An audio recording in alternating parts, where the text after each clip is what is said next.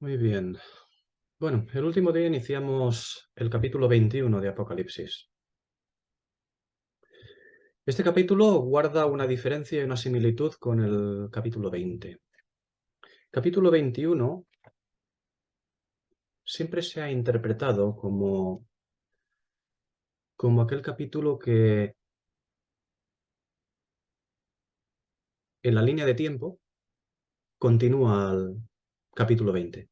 No es así. Como tantos capítulos de la Escritura en este mismo libro de Apocalipsis, no son correlativos cronológicamente, son correlativos espiritualmente. Apocalipsis 20 ya lo vimos. Nos habla de el día de Jehová, el día del Señor, el día de Cristo, el día de los juicios, un día de tribunales. Apocalipsis 20 nos habla del milenio, el tiempo milenial, un tiempo en el cual los hombres van a estar debajo de la escritura, a la fuerza, a la fuerza. A la fuerza no significa que vayan a estar subyugados con alguien con un bastón detrás dándole golpes. No, no. Vivirán un milenio agradable, eh, con un conocimiento perfecto, es decir, el conocimiento dispensado a ellos perfecto, sin alguien que le diga a lo blanco negro ni a lo negro blanco y que nadie ponga lo dulce por salado ni lo salado por dulce. La escritura será perfecta y correctamente interpretada.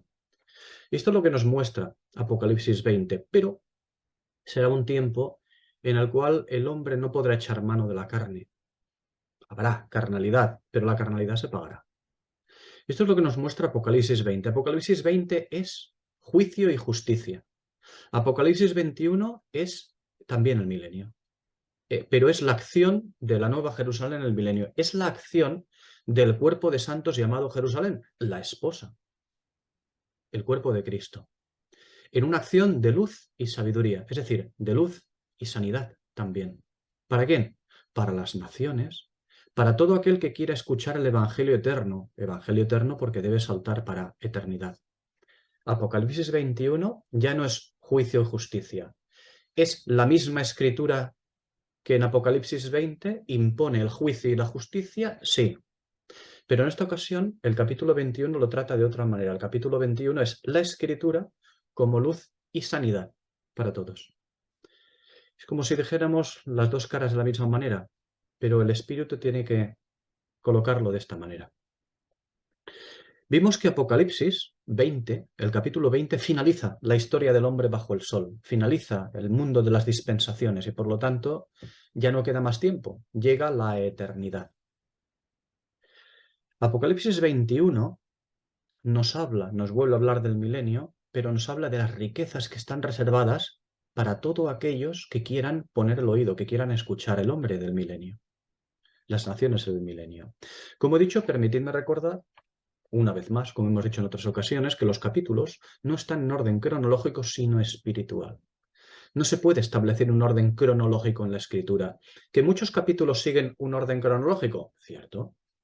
¿Que no todos los capítulos siguen un orden cronológico? También. Daniel 6 es cronológicamente posterior a Daniel 7 y 8, por ejemplo. Y eso tenemos que entenderlo, ¿no? En fin, ya hemos visto que Apocalipsis 20 no se ocupa en absoluto de las bondades del reino milenial, no se ocupa en absoluto de lo que viene a ser la luz y la sanidad a las naciones.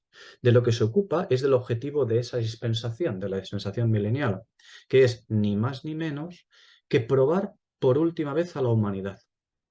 Esta vez ya sin el obstáculo de la carne. ¿Y de qué manera la probará a la humanidad? ¿De qué manera la pondrá a prueba a la humanidad? Pues como siempre ha puesto el Señor a prueba a la humanidad en cada una de las dispensaciones, incluida en la que nos encontramos, la dispensación actual, el momento de la Iglesia. También somos probados. Y ya hemos visto ampliamente cuál es el resultado. Apocalipsis 2 y 3. El mensaje a las iglesias. Tengo contra ti, tengo contra ti, tengo contra ti, tengo contra ti y tengo contra ti. ¿Y a la última qué? Y encima te voy a vomitar. Eso es lo que obtenemos, ¿no? Va a ser en condiciones de plena justicia. Y ya sé que para nuestra mamá, la Odisea, el objetivo de esta dispensación milenial es nuestra gloria, nuestro reinado, en fin, nuestra vida color de rosa, ¿eh? Parecemos al de la película, al Gollum, ¿no? Mi anillo, mi tesoro, todo es para mí, todo. Pues no, todo es para la gloria de Dios. Nosotros, desgraciadamente, siempre nos creemos el ombligo de todos los designios divinos. Pero eso es lo que ven los ojos de la carne. Los ojos que miran la Biblia, pero con ojos de la carne. Pero ese no es el objetivo del milenio. El objetivo del milenio está en el capítulo 20, que son los tribunales de justicia. Fijaos cómo Apocalipsis 20 es el único lugar donde se habla de esa dispensación de 1000 años como tal, como que es de 1000 años. En ningún otro lugar de la Escritura se habla de un reinado de 1000 años estrictamente hablando, ¿no? De manera explícita. Solamente en el capítulo 20. En cambio, cuando llegamos ahora aquí al capítulo 21, vemos este capítulo que nos habla de aquello que nos faltaba en la Escritura. Porque hemos hablado en el capítulo 20 de la justicia y el juicio aplicado. Pero al llegar a Apocalipsis 21, lo que observamos es también el milenio, la acción en el milenio, pero lo que vemos es las bondades en el milenio, es decir, el papel de la Nueva Jerusalén en la nueva dispensación. El milenio no ha sido diseñado especialmente para que reinemos los redimidos, aunque se haya dicho siempre, pero no ha sido, digamos, diseñado especialmente para que reinemos. Reinaremos, sí, pero no ha sido diseñado para esto. El milenio está diseñado para ser la última dispensación de los hombres bajo el sol, Eclesiastés 6:12, donde el Señor va a manifestarse en gloria y nosotros con él. Sí. Y claro que habrá reinado, pero conforme a lo que significa escrituralmente reinar. Ya lo hemos visto en Lucas 22, versículos 24 a 27. ¿Qué significa reinar? El Señor les dice, los reyes de las naciones se enseñorean de ellas, pero entre vosotros no va a ser así.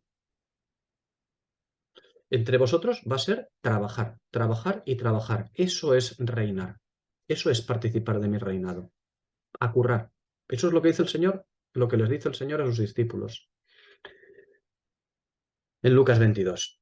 En cambio, la Nueva Jerusalén, es decir, el cuerpo de santos celestiales del Señor, sí va a tener una relación importantísima en el milenio con las naciones. Llamémosle relación o llamémosle ministerio o encargo.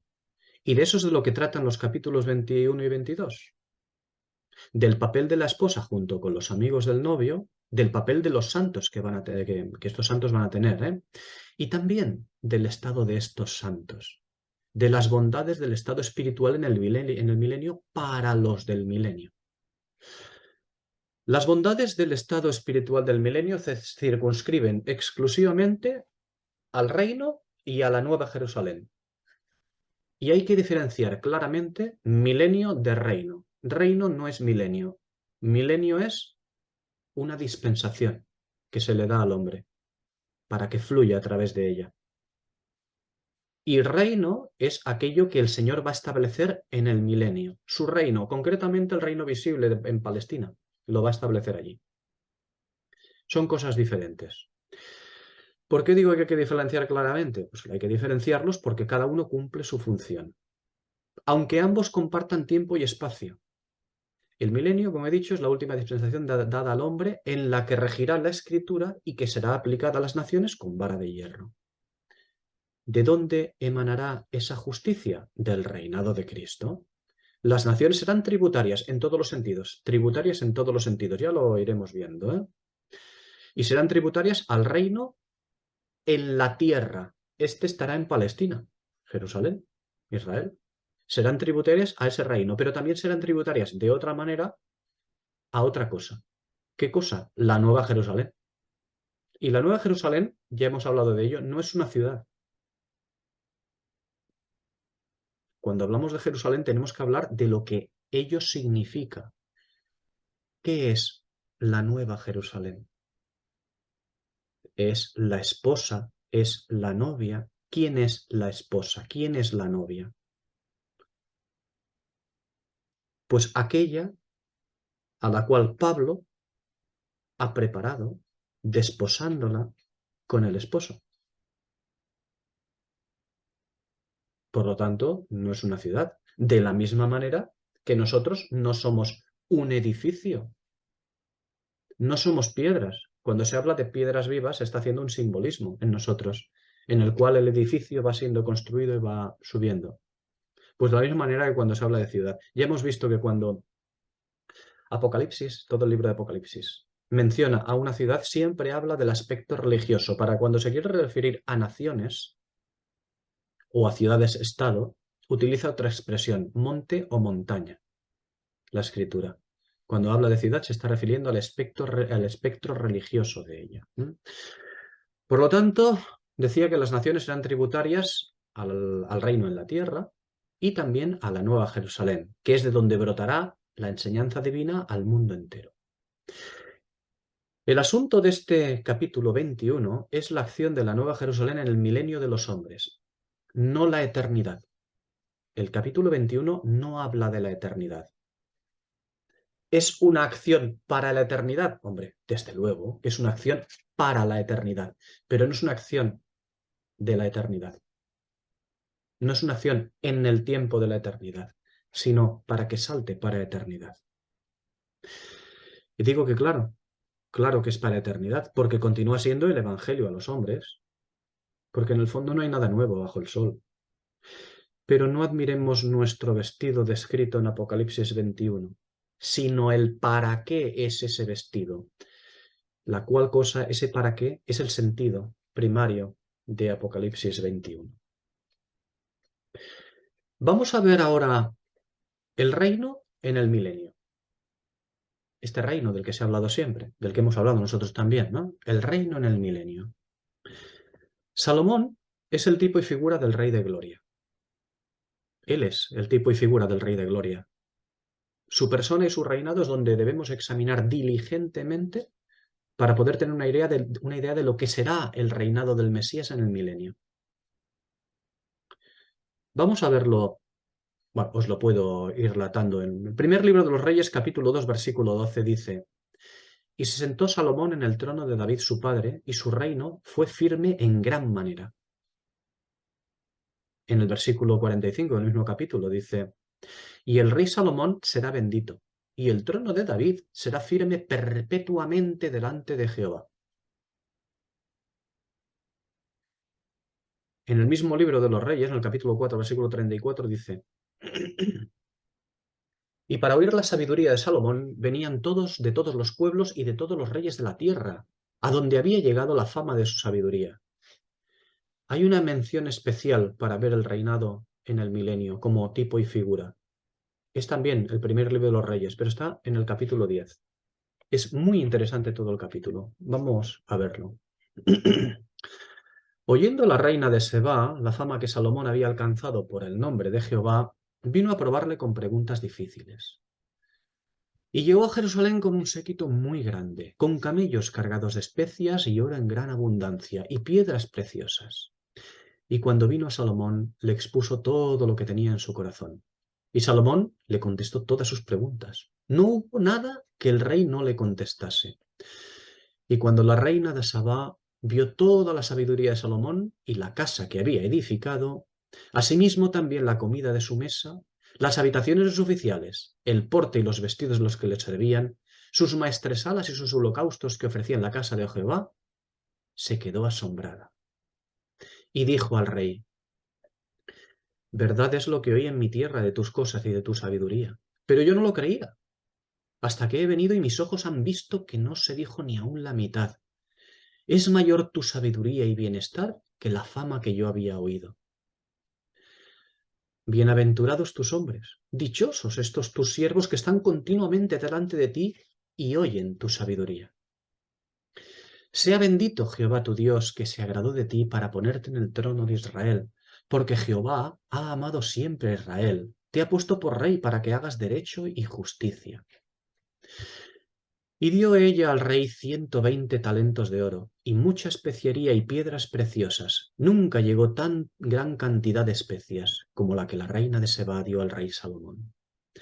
La flota de Hiram que había traído el oro de Ofir, traía también de Ofir mucha madera de sándalo y piedras preciosas. Y de la madera de sándalo hizo el rey balaustradas para la casa de Jehová y para las casas reales, arpas también y salterios para los cantores. Nunca vino semejante madera de sándalo, ni se ha visto hasta hoy. Y el rey Salomón dio a la reina de Seba todo lo que ella quiso pedirle, además de lo que Salomón le dio de su real voluntad. Y ella se volvió y se fue a su tierra con sus criados. El peso del oro que Salomón tenía de renta cada año era 666 talentos de oro, sin contar las contribuciones de los mercaderes, las ganancias de los comerciantes y los tributos de todos los reyes de Arabia y de los principales de la tierra. Hizo también el rey Salomón 200 escudos grandes de oro batido, 600 siclos de oro gastó en cada escudo. Asimismo hizo 300 escudos de oro batido, en cada uno de los cuales gastó 3 libras de oro, y el rey los puso en la casa del bosque del Líbano. Hizo también el rey un gran trono de marfil, el cual cubrió de oro purísimo. 6 gradas tenía el trono, y la parte alta era redonda por el respaldo, y a uno y a otro lado tenía brazos cerca del asiento, junto a los cuales estaban colocados 2 leones. Estaban también 12 leones puestos sobre las 6 gradas, de un lado y de otro. En ningún otro reino se había hecho trono semejante. Y todos los vasos de beber del rey Salomón eran de oro. Asimismo, toda la vajilla de la casa del bosque del Líbano era de oro fino. Nada de plata, porque en tiempo de Salomón no era apreciada. Porque el rey tenía en el mar una flota de naves de Tarsis con la flota de Irán. Una vez cada 3 años venía la flota de Tarsis y traía oro, plata, marfil, monos y pavos reales. Así superaba el rey Salomón a todos los reyes de la tierra en riquezas y en sabiduría. Toda la tierra procuraba ver el rostro de Salomón para oír la sabiduría que Dios había puesto en su corazón. Y todos le llevaban cada año sus presentes, alhajas de oro y de plata, vestidos, armas, especias aromáticas, caballos y mulos. Reunió Salomón carros y gentes de a caballo, y tenía 1400 carros y 12.000 jinetes, a los que puso en las ciudades de los carros, y con el rey en Jerusalén. E hizo el rey que en Jerusalén la plata llegara a ser como piedras, y los cedros como sicomoros de la Sefela en abundancia. Y traían de Egipto caballos y lienzos a Salomón, porque la compañía de los reyes, de los mercaderes del rey compraba caballos y lienzos. Un carro que subía de Egipto valía 600 piezas de plata y un caballo 150. Y así los adquirían por mano de todos ellos los reyes de los ateos y de Siria. En fin, hemos visto el reinado de Salomón. Es el rey que nos prefigura la gloria.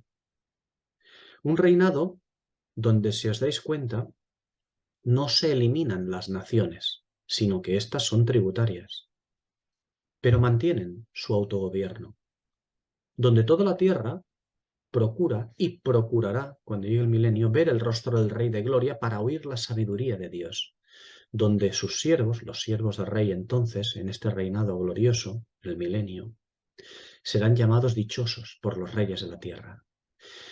Isaías capítulo 2, de los versículos 1 a 4, allí nos muestra a las naciones en el milenio recibiendo luz y también justicia, la luz y justicia que emanan del reino, del caballo blanco asentado en la tierra.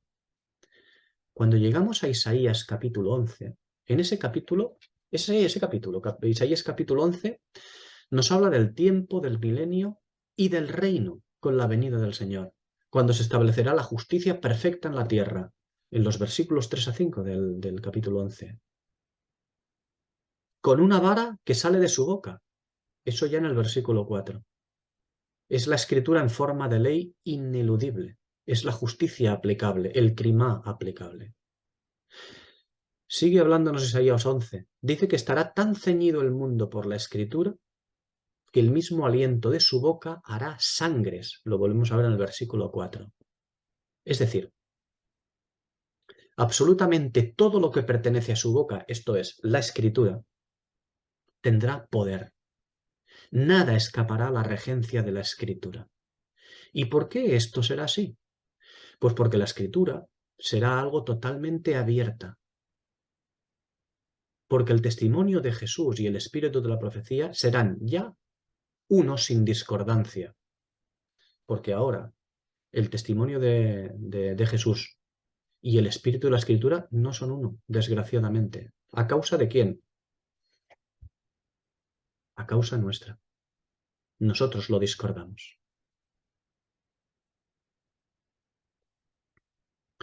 No olvidemos que el medio utilizado por Satanás para engañar a las naciones, ¿cuál es?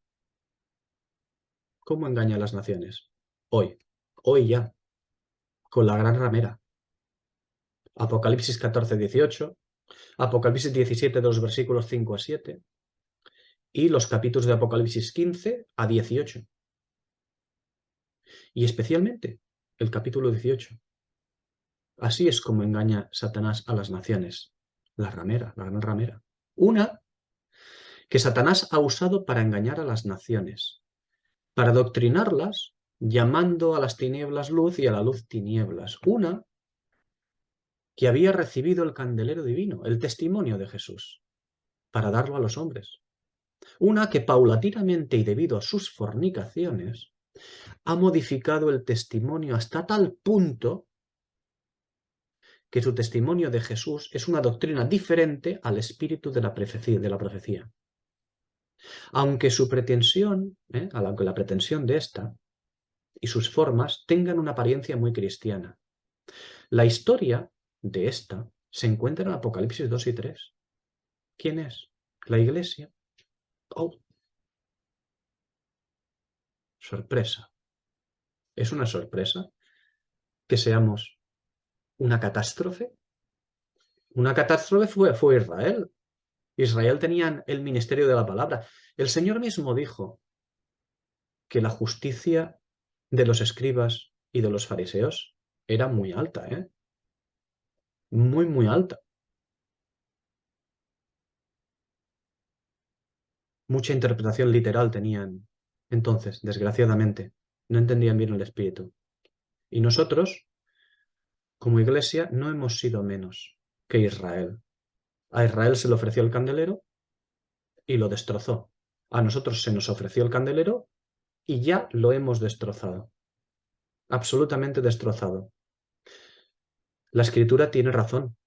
El Señor tiene razón para hablar de nosotros en Apocalipsis 2 y 3, y Apocalipsis 16, Apocalipsis 17, Apocalipsis 18, de hablar de nosotros allí de manera muy, muy, muy dura. Pero la pretensión de nuestra querida mamá la Odisea sigue siendo la misma, que es muy cristiana, que, en fin, que, bueno, vale, de acuerdo.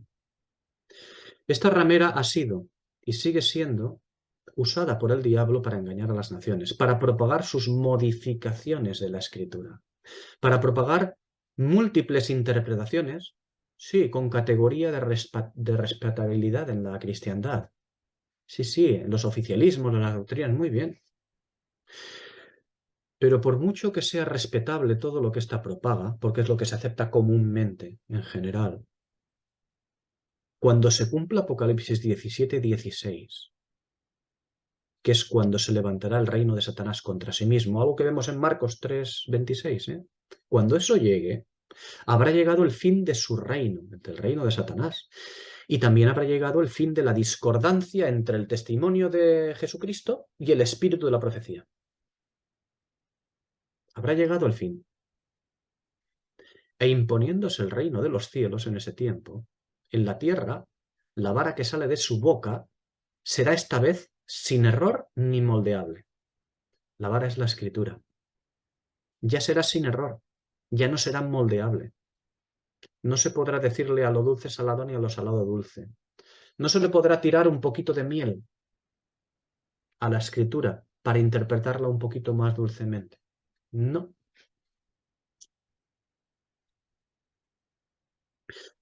Los versículos 6 a 8, continuamos en Isaías 11, los versículos 6 a 8 de Isaías 11 indican que no va a haber disputa entre el bien y el mal en el milenio. No va a haber disputa entre la carne y el espíritu. Mejor expresado, que la lucha de la carne y el espíritu no tendrá lugar, pero no tendrá lugar por la pérdida absoluta de poder de la carne. Porque ahora, quien vence es la carne. Nuestro razonamiento desde Adán es los ojos de la carne. La mentira, bueno, ya sabéis que le llamamos siempre la verdad. Es verdad, pero es la verdad de la carne, lo que ven los ojos. Y la verdad de la carne, por ejemplo, ¿qué es lo que ve? Hombre, la verdad de la carne ve, pues, al Señor caminando por encima del mar. Y alguien dirá, hombre, pero eso es lo que pone la Biblia. Sí, pero nosotros lo vemos con estos ojos, que se van a comer los gusanos, por cierto. Lo vemos con estos ojos. Y no pasamos de ahí, porque tenemos un velo. Nosotros leemos y decimos, amigo, wow, el Señor camina por el mar. Y si tuviéramos fe, caminaríamos en el mar igual que el Señor, no como Pedro, que mira, que es más tocho el tío. Eso es lo que vemos nosotros. Pues es un error. Si tuviésemos fe, si entendiésemos la Escritura, si fuésemos espirituales, no veríamos simplemente al Señor caminando encima del mar y diríamos, wow, wow, milagro, milagro. No. Entenderíamos lo que significaría el mar, lo que significa caminar encima del mar y lo que significa el Señor caminar por encima de las aguas. Porque estos son las claves para entender el pasaje, como muchas otras claves de muchos otros pasajes. Pero nuestros ojos solamente ven lo que aparentemente tenemos delante. Qué pena, porque el Señor vino para romper el velo. Y nosotros parece que lo único que hacemos es volver a construir el velo, por volver a coser el velo del templo para el lugar santísimo. No. Bien, decía que Isaías 11, versículos 6 a 8, dice que no va a haber disputa entre el bien y el mal, entre la carne y el espíritu. Claro que no. Allí dice que el lobo no disputará con el cordero. No disputará con el cordero con la intención de comer o arrebatar sus carnes. Es decir, no disputará el lobo con el cordero para ocupar su lugar, porque este es el verdadero significado de Isaías 6, de Isaías 11, versículos 6 a 8. Dice, el cordero no dormirá con el lobo y tal. Y nosotros decimos, oh, qué bien, será un tiempo de, de que no habrá predación y habrá paz y justicia, será maravilloso. ¿Lo implica? Claro que sí. Claro que no habrá predación. Pero nuestros ojos tienen que profundizar. Tenemos que ver la escritura con los ojos del espíritu. ¿Qué es lo que significan estas palabras en Isaías? El lobo morará con el cordero. Pues significa que el lobo ya no arrebatará las carnes al cordero, ya no tratará de ocupar su lugar.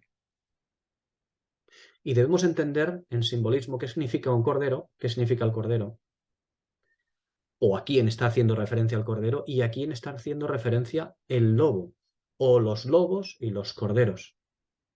Si no, no podemos avanzar en el conocimiento de la profecía, en el conocimiento del Espíritu. Bien, hemos visto un poco Isaías 11 con respecto al reino. Vamos a ver Isaías 56. Isaías 56 nos habla del sábado de la tierra. ¿Eh? Y el sábado de la tierra es el milenio. Es el sábado de los tabernáculos, de la fiesta de los tabernáculos.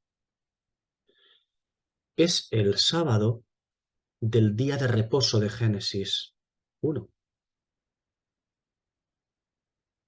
Un tiempo en el que quienes guarden el sábado milenial y escojan la voluntad de Dios y sigan a Jehová para servirle, serán llevados a su santo monte, es decir, el reino.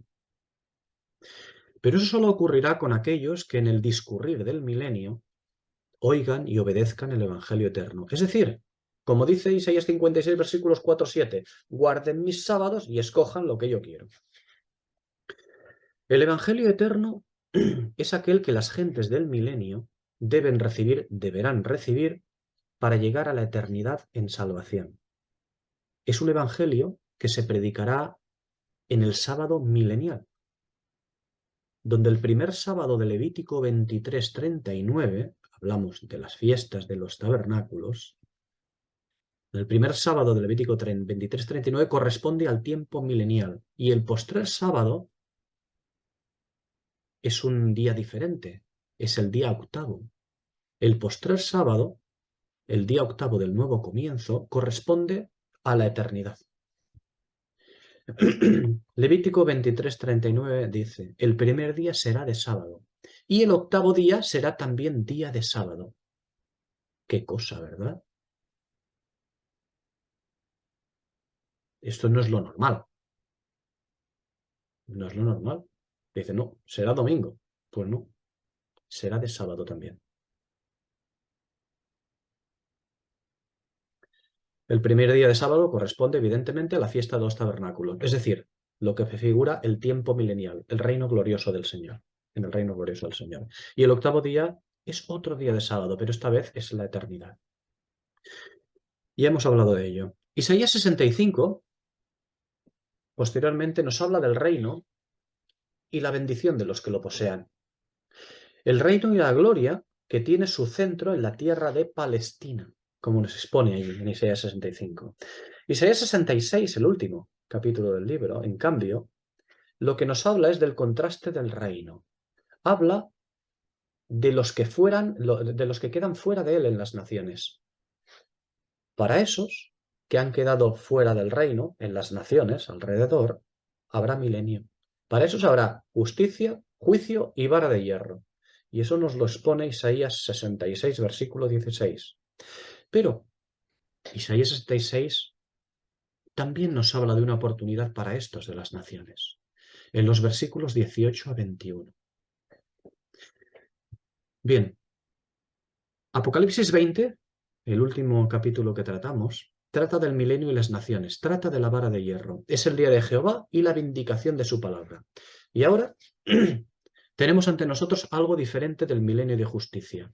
Lo que tenemos por delante es la fuente de donde brotará todo el bien del que deberá saciarse el alma del hombre del milenio. Esto es Apocalipsis 21. ¿Es una ciudad? ¿La Nueva Jerusalén? No. Es un cuerpo, el de Cristo, la esposa. Apocalipsis 21 trata de la expresión máxima de la gloria del Señor y por lo tanto la de sus santos en comunión con su Señor. Habla de aquella que tiene el privilegio y la gran responsabilidad de llevar la palabra de Dios en enseñanza y en crimá. El crimá lo hemos visto en Apocalipsis 20. El veredicto, el juicio divino.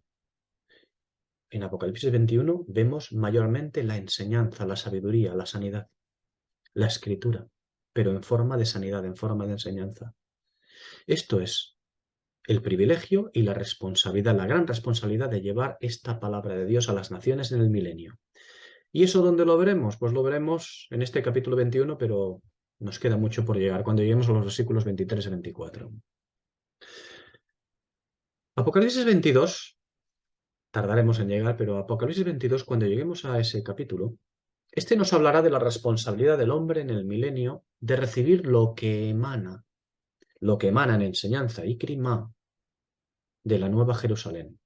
Es decir, de lo que emana de aquellos que están en íntima comunión con el Señor, conocedores de su palabra. Porque Él es el Dios de los espíritus de los profetas. Y en el milenio, el hombre tendrá, o será el milenio la última llamada al hombre para aceptar o rechazar su profecía y así acceder a la vida eterna. Es la última oportunidad para vivir o para no vivir, para recibir vida o para no recibirla. Por ello es el último evangelio, el evangelio que es para eternidad. El evangelio, por eso se llama el evangelio eterno, porque después solamente queda la eternidad. Cuando lleguemos a Apocalipsis 22, vamos a ver en Apocalipsis 21 cómo nos habla mayormente de la ciudad, pero vista desde fuera y desde la puerta. La veremos desde fuera y desde la puerta. Desde las puertas. Apocalipsis 22, no. Cuando veamos Apocalipsis 22 ya la veremos desde dentro de la ciudad. Así nos la mostrará. Pero como he dicho, Apocalipsis 21 es la expresión máxima de su gloria. Son los santos en comunión con su Señor. Y de esta comunión, precisamente, no de otras cosas, de esta comunión es de donde va a brotar, de donde va a emanar toda enseñanza escritural para el hombre de la próxima dispensación. Si no hay esta comunión, no brotará enseñanza, porque Dios ha escogido un cuerpo, lo describe como la Nueva Jerusalén, para manifestar a través de este cuerpo toda su enseñanza. Ya hemos dicho, ya hemos hablado de ello. ¿Quién es este cuerpo? La esposa, la novia. ¿Y quién es la novia? Somos nosotros. Entonces no será el tiempo de prepararnos, ¿eh? Entonces será el tiempo de dispersar conocimiento y sabiduría a las naciones. He aquí el momento, he ahora el tiempo en el cual prepararnos como esposa. Ahora es el momento de prepararnos como esposa. Ahora, actualmente.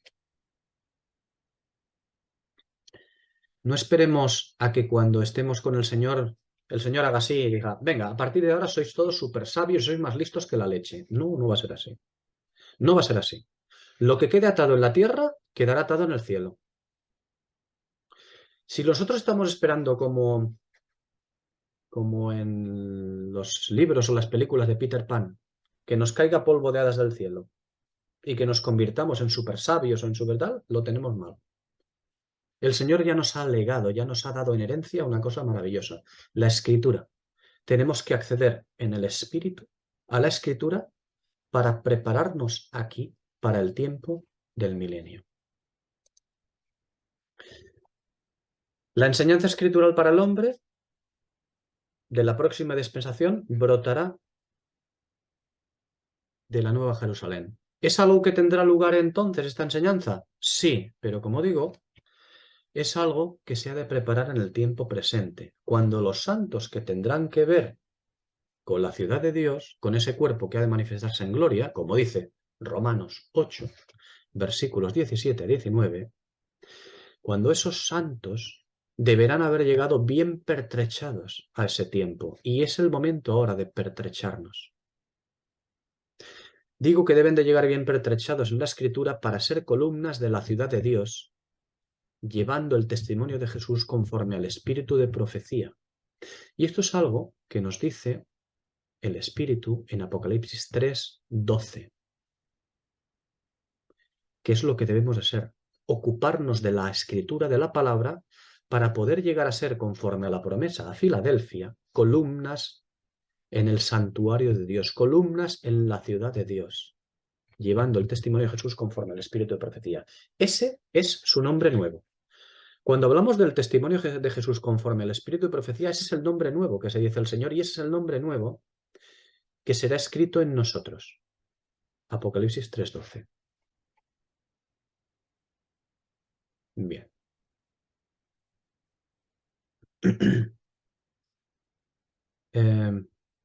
Vamos a comenzar ahora, todavía no con el versículo 1 de Apocalipsis 21, pero hemos hecho una introducción al libro. Vamos a hacer una introducción a la primera parte de Apocalipsis 21. Vamos a ver, digamos, lo que sería la esposa primera parte, ¿de acuerdo? Y evidentemente, antes de ver el versículo 1, es decir, mejor dicho, antes del versículo 2 tenemos el versículo 1, ¿eh? Evidentemente, antes de presentar a la esposa y su particular relación con las naciones en el milenio, es necesario enmarcarla bajo los principios que van a regir su acción. Digo que es necesario enmarcarla, no que la enmarquemos nosotros, la enmarca la Escritura, los mismos versículos, ¿eh? Pero es necesario enmarcarla bajo los principios que van a regir su acción. ¿Por qué? Pues porque los principios que rigen la tierra milenial no son de aplicación para una redimida. No digo para una tierra redimida, sino para un cuerpo de santos redimidos. Son los mismos principios. No son de aplicación, digo, para una redimida celestial y unida en matrimonio con el Señor. De la misma manera que los principios que rigen al hombre bajo el sol, pues no son los principios que rigen a los ángeles ministradores de Dios, ¿no? ¿Actúan los ángeles como ministradores de la profecía de Dios? Desde luego, en esta tierra.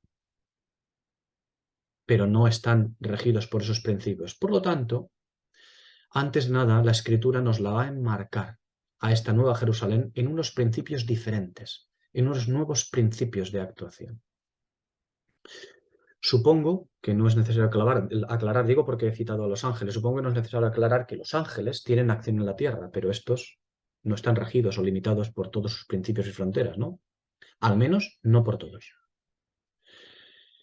Y bueno, para ello, la escritura lo que hace es necesario manifestar para la escritura o establecer que esta esposa, cuya acción va a ejercer sobre el mundo, pertenece a un orden o esfera superior al de la tierra milenial.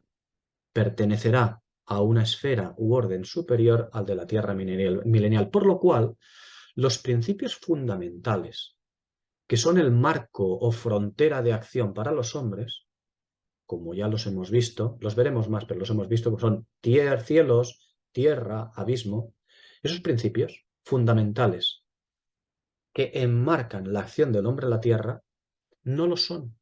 No son los mismos principios para la nueva Jerusalén, para la Jerusalén celestial. Y hemos dicho que ella pertenece a un orden superior, un orden nuevo. Como nuevo es el nombre que ahora ostenta sobre ella y que hemos visto en Apocalipsis 3:12, prometido. Cielo nuevo y tierra nueva para la portadora del nombre nuevo del Señor. Es decir, principios diferentes. Porque recordemos, su nombre nuevo tiene que ver con la Iglesia, tiene que ver con Filadelfia. Tiene que ver con un ministerio nuevo del que la Iglesia, es decir, la esposa, va a ser vehículo en la nueva dispensación milenial. Porque el ministerio de la esposa será mostrar eso, será mostrar su nombre nuevo, el nombre nuevo del Señor. Esto lo vemos en Apocalipsis 19:10, el cual es la antesala de su venida, donde vemos su nombre nuevo revelado. ¿Y su nombre nuevo cuál es? Este que os voy a decir. Porque el testimonio de Jesús es el espíritu de la profecía. Sí, ese es su nombre nuevo. Porque su nombre es testimonio, es el testimonio de Jesús. ¿Y por qué tiene un nombre nuevo? No es que vaya a tener un nombre diferente, nuevo. Va a seguir siendo el Cordero, va a seguir siendo Jesús, el Cristo. Pero esta vez su nombre no solamente va a ser el testimonio de Jesús, va a ser también el espíritu de la profecía. Todo junto, todo a la vez. Por eso es un nombre nuevo. Nuestra actual acción en estos momentos, nuestra actual acción, o también llamado testimonio en la tierra, es el nombre de Jesús. Eso lo vemos en Colosenses 3:17. Ese es nuestro rango de acción en la tierra. Ese es nuestro testimonio en la tierra. El nombre de Jesús. Es decir, según el nombre a quien hemos sido trasladados, en quien formamos cuerpo. Fijaos en la primera carta a los Corintios, capítulo 6, versículo 11. Allí dice: mas ya habéis sido lavados, ya habéis sido santificados, ya habéis sido justificados en el nombre del Señor Jesús y por el Espíritu de nuestro Dios. Nosotros somos justificados y recibimos el Espíritu Santo, pero aún necesitamos la redención del cuerpo, Romanos 8:23. Y como sabemos, según los capítulos 2 y 3 de Apocalipsis, y los capítulos 16, 17 y 18 también de Apocalipsis, según sabemos esto, el estado de esta dispensación de la Iglesia en la tierra es de absoluta e irremediable ruina. Por eso necesitamos la redención del cuerpo. Por eso necesitamos el arrebatamiento. Y más que eso, ya lo veremos, eso lo veremos a lo largo de este capítulo, porque necesitamos esas bodas, esa unión, ¿no? Ya iremos viendo cosas. Bien, ahora, en nuestro estado actual, en nuestra actualidad, el testimonio de Jesús no es conforme al espíritu de la profecía. Es decir, nuestro candelero, que es el testimonio de Jesús, aquello que se nos ha encomendado, no concuerda con una interpretación perfecta de la Escritura, no concuerda con el espíritu de la profecía. Deberemos esperar a que el caballo blanco de Apocalipsis 19 se imponga en la tierra, cuando ya no habrán diferentes interpretaciones de la Escritura, sino una sola y pura, es decir, cuando el testimonio de Jesús coincidirá plenamente con el espíritu de la profecía. Este es su nombre nuevo, el de un testimonio o candelero, del nombre de Jesús nuevamente, pero esta vez conforme al espíritu de la profecía. Este es el nombre que llevaremos escrito sobre nosotros cuando llegue el momento. No una marca o un tatuaje o un chip. No, ese es el nombre nuestro.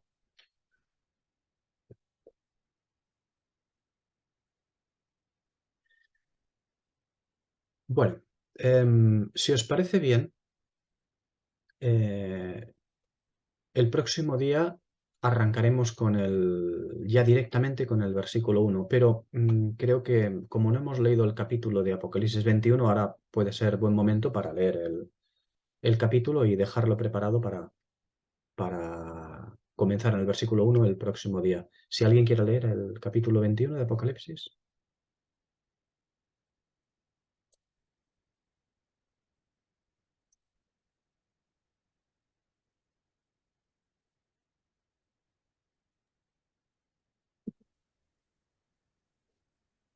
Vi un cielo nuevo y una tierra nueva, porque el primer cielo y la primera tierra pasaron, y el mar ya no existía más. Y yo, Juan, vi la santa ciudad, la nueva Jerusalén, descender del cielo, de Dios, dispuesta como una esposa ataviada para su marido. Y oí una gran voz del cielo que decía: He aquí el tabernáculo de Dios con los hombres, y él morará con ellos, y ellos serán su pueblo, y Dios mismo estará con ellos como su Dios. Enjugará Dios toda lágrima de los ojos de ellos, y ya no habrá muerte, ni habrá más llanto, ni clamor, ni dolor, porque las primeras cosas pasaron. Y el que estaba sentado en el trono dijo: He aquí yo hago nuevas todas las cosas. Y me dijo: Escribe, porque estas palabras son fieles y verdaderas. Y me dijo: Hecho está. Yo soy el alfa y la omega, el principio y el fin. Al que tuviere sed, yo le daré gratuitamente de la fuente del agua de la vida. El que venciere heredará todas las cosas, y yo seré su Dios, y él será mi hijo. Pero los cobardes e incrédulos, los abominables y los homicidas, los fornicarios y hechiceros, los idólatras y todos los mentirosos le darán su parte en el lago que arde con fuego y azufre, que es la muerte segunda. Vino entonces a mí uno de los 7 ángeles que tenían las 7 copas llenas de las 7 plagas postreras, y habló conmigo diciendo: Ven acá, yo te mostraré la desposada, la esposa del Cordero. Y me llevó en el espíritu a un monte grande y alto, y me mostró la gran ciudad santa de Jerusalén, que descendía del cielo, de Dios, teniendo la gloria de Dios. Y su fulgor era semejante al de una piedra preciosísima, como piedra de jaspe, diáfana como el cristal. Tenía un muro grande y alto, con 12 puertas, y en las puertas 12 ángeles, y nombres inscritos, que son los de las 12 tribus de los hijos de Israel. Al oriente 3 puertas, al norte 3 puertas, al sur 3 puertas, al occidente 3 puertas. Y el muro de la ciudad tenía 12 cimientos, y sobre ellos los 12 nombres de los 12 apóstoles del Cordero. El que hablaba conmigo tenía una caña de medir de oro, para medir la ciudad, sus puertas y su muro. La ciudad se halla establecida en cuadro, y su longitud es igual a su anchura. Y él midió la ciudad con la caña, 12.000 estadios. La longitud, la altura y la anchura de ella son iguales. Y midió su muro, 144 codos, de medida de hombre, la cual es de ángel. El material de su muro era de jaspe, pero la ciudad era de oro puro, semejante al vidrio limpio. Y los cimientos del muro de la ciudad estaban adornados con toda piedra preciosa. El primer cimiento era jaspe, el segundo zafiro, el tercero ágata, el cuarto esmeralda, el quinto ónice, el sexto cornalina, el séptimo crisólito, el octavo berilo, el noveno topacio, el décimo crisopraso, el undécimo jacinto, el duodécimo amatista. Las 12 puertas eran 12 perlas, cada una de las puertas era una perla, y la calle de la ciudad era de oro puro, transparente como vidrio. Y no había en ella templo, porque el Señor su Dios Todopoderoso es el templo de ella y el Cordero.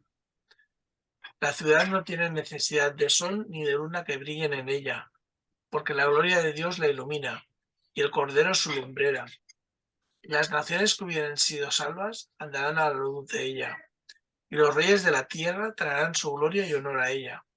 Sus puertas nunca serán cerradas de día, pues allí no habrá noche, y llevarán la gloria y la honra de las naciones a ella. No entrará en ella ninguna cosa inmunda, o que hace abominación y mentira, sino solamente los que están inscritos en el libro de la vida del Cordero.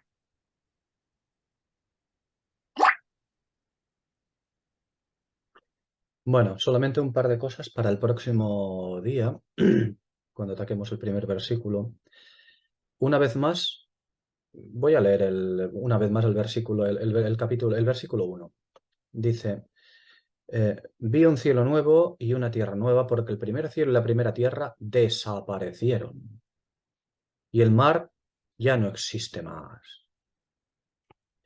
Es una traducción como mínimo, malísima. Eso como mínimo. Como mínimo. Es que no es lo que dice el original. Dice, vi cielo nuevo y tierra nueva. No uno, no hay el determinante numerado. Eso para empezar, ¿no? Vi cielo nuevo y tierra nueva. Porque el primer cielo y la primera tierra pasaron. Ya hemos visto lo que este verbo, cómo se utiliza este verbo en todo el Nuevo Testamento. Cuando usamos, cuando se traduce la escritura y cuando tenemos que usarlo, tenemos que usarlo conforme a la misma manera de traducir de todo el Nuevo Testamento una palabra griega. Si yo cojo una palabra griega y dice lentejas, en el Evangelio de Juan, en el Evangelio de Mateo, en la carta a los Hebreos y tal, lo que no puedo hacer es que llegue a Apocalipsis y decir, ahora voy a traducir garbanzos. No puede ser, no puede ser. Hay algo peor que esto, y es intentar que con esa traducción conducir el versículo hacia donde nos dé la gana. No podemos hacer esto. La primera tierra pasaron, no desaparecieron. El primer cielo y la primera tierra pasaron. Y pasaron no es desaparecer. Aquí no. Ya hemos, en el versículo, en el capítulo anterior hemos estudiado también esto, ¿no? Sobre las veces que aparece en el Nuevo Testamento esta expresión. Y el mar ya no es. ¿Cómo que ya no existe más? Ya no es. O no es ya. Pero no, eso de existir, ¿qué ganas tenemos de cargarnos las cosas así porque sí? No puede ser. No puede ser cargarnos las cosas porque sí. ¿Tenemos una necesidad los creyentes de ver efectos especiales por todos lados? No tengo ningún problema, ¿eh? Para reconocer milagros o cosas especiales. No, al contrario, yo lo único que digo es que la escritura es la escritura, no lo que a mí me dé la gana que sea la escritura. Es que si no acabáramos, ¿no? La escritura es la escritura y hay que respetarla. Hay que tener un mayor y profundo respeto por la escritura. Si yo tengo una doctrina, una manera de pensar, y hay algo que no me cuadra bien en la escritura, en algún libro, ¿qué hago? Lo traduzco pues a la manera que yo pienso y opino un poco. Bueno, eso es lo que se acostumbra a hacer. Error total. Por eso insisto, no os fiéis. Id siempre a los originales si podéis, un interlineal, un buen interlineal a mano, etcétera, ¿no? Yo personalmente, no es que, disculpad un momento, paro aquí. Bueno, el próximo día continuamos con esto.